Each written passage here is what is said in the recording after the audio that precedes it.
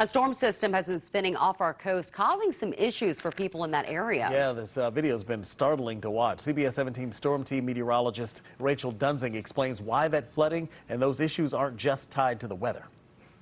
We've been showing you images like this over the past few days. Water and sand pushing over coastal roads, even houses falling into the ocean. But the crummy conditions along the coast are more than just meteorological. It's also astronomical.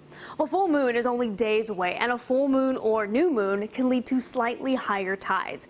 But our full moon this month is a supermoon, meaning it's slightly closer to Earth, so tides are going to be slightly higher than normal, creating what's sometimes called nuisance or saltwater flooding.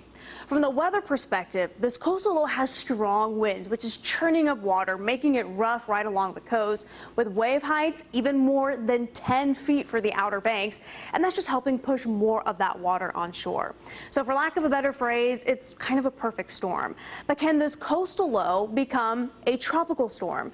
Well, in its current state, no. And that's because it has fronts. Tropical lows don't have fronts, so it will not become our first tropical low of the year.